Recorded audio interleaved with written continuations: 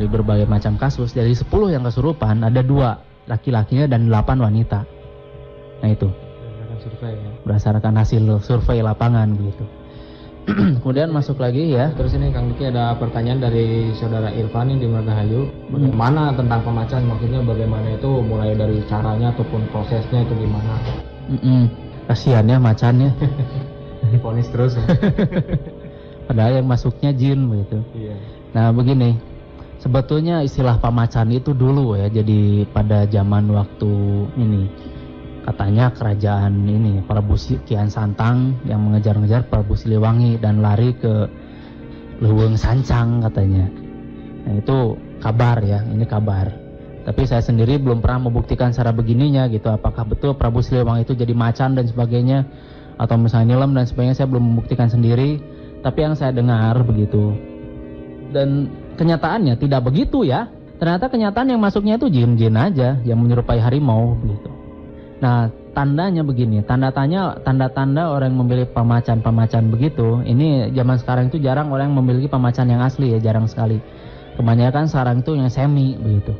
Jadi kesurupan, nggak sadar, gerakannya seperti macan tapi tubuhnya tidak berubah.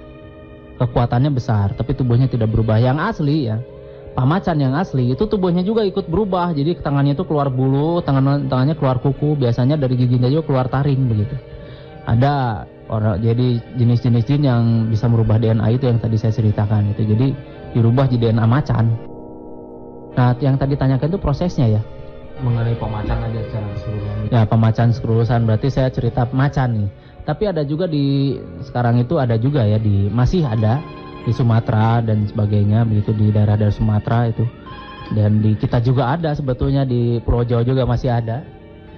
Jadi yang tubuhnya juga ikut berubah begitu. Banyak istilahnya. Kalau untuk istilah-istilah yang lainnya seperti cindaku, seperti manusia harimau dan sebagainya lah itu. Kalau di kita mah mau kejajaden katanya ya, mau jejadian, macan jejadian dan sebagainya. Itu prosesnya begitulah. Ah, ini belum selesai ya, bentar belum selesai. Saya belum. Jadi ini masih banyak cerita ini tentang macan-macan kejadian ini nih, pemacan-pemacan begini. Ini diceritakan ya di buku-buku yang tentang menceritakan Bandung baheula ya, Bandung tempo dulu. Itu diceritakan ada orang yang bercakap-cakap dengan harimau, tapi harimau itu sambil ngerokok gitu. Sambil ngerokok, sambil duduk gitu di parukuyan gitu ya, ada bakaran-bakaran ini buat menghangatkan tubuh dan sebagainya. Itu tahun 18 sekian tuh masih ada. Itu ada gambar-gambarnya dan sebagainya. Nah, di sanalah sebetulnya kalau manusia sudah sangat berkolaborasi dengan jin ya, sangat bekerja sama itu ya sangat erat sekali. Jin itu dapat merubah secara keseluruhan total tubuh manusia. Nah, jadi DNA tubuh manusia itu yang dirubah jadi DNA macan. Semuanya berubah kecuali ya mungkin RNA-nya ya. Itu yang sulit. Terus kepintarannya, kesadarannya itu yang sulit. Tapi jangan khawatir lah, zaman sekarang itu susah dicari pemacan yang asli itu susah. Ya, jadi kebanyakan yang semi lah ya. Yang semi. Ada juga yang malah tidak sama sekali gitu. Jadi jurusnya itu seperti jurus macan ya, ginian gayanya gitu, pelotot, tulak, kuram, gerem. Padahal mah sadar gitu ya. Tepu itu mah gitu. Ada juga yang gitu. Yang asal ngegereng gitu, asal cacakar gitu. Padahal baret angger gitunya. Kalau misalnya loncat anggernya bareuh gitu, pemacan mah enggak bareuh gitu. Kalau loncat itu enggak akan apa-apa. Tapi habisnya mungkin para regel gitu ya. Karena ada penggunaan otot yang berlebihan. Ya, masuk lagi mungkin ke pertanyaan yang lain, silakan. Saudara Aceng di Rancaikek ini punya teman di Jakarta, terus ilmu hitam level tinggi katanya begitu.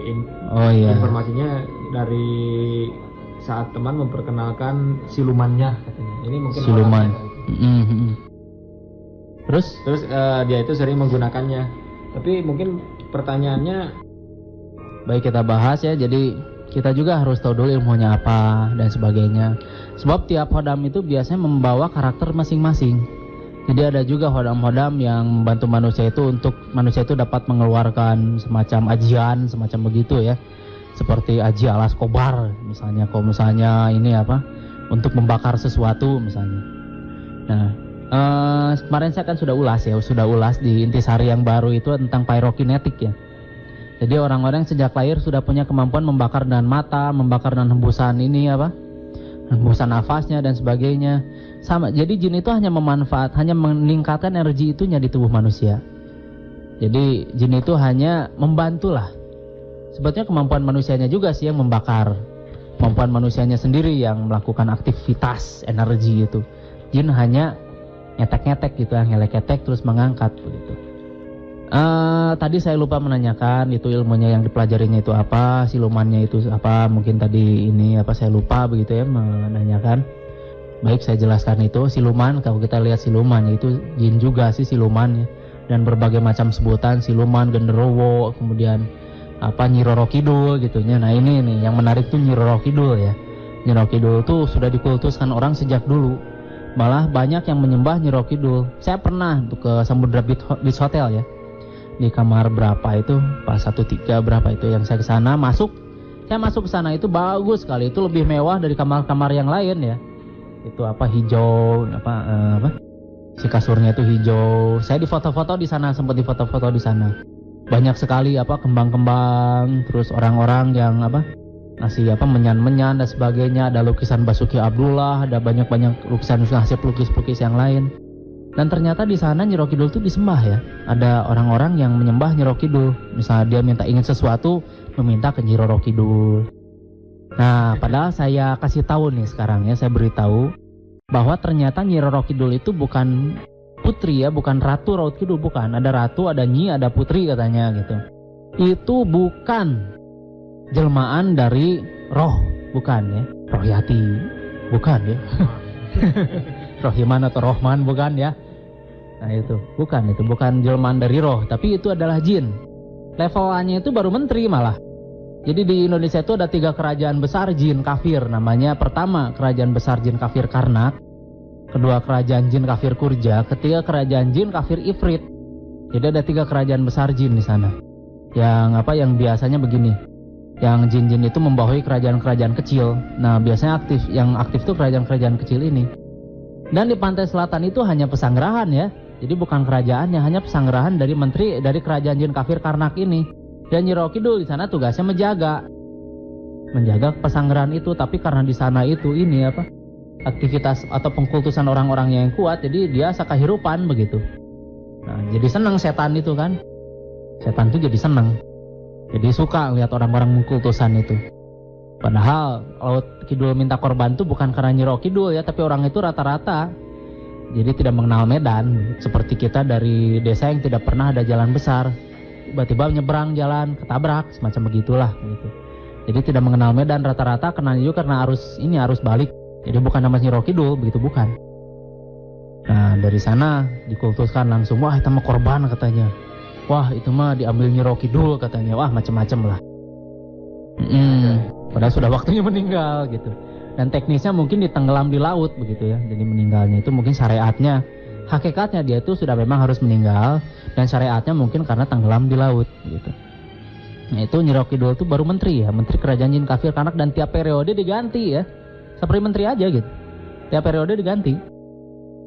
Bisa jalu, bisa betina gitu ya. Bisa jantan, bisa betina gitu. Nah, kalau Nyi Roro Kidul mah itu mah kapan aja bisa mancala putra mancala putri kan, jin mah bisa berubah-ubah wujud. Nah salah satu siluman juga, nah itu membantu semacam begitu, hodam-hodam membantu semacam begitu. Jadi tetap bekerja sama dengan manusia, tapi yang dimanfaatkan adalah energi manusia itu sendiri. Nah semacam siluman itu intinya begitulah. Sepertinya jin saja yang hebat gitu ya, padahal tidak ada nanaon. Untuk apa kita minta bantuan makhluk lemah gitu ya.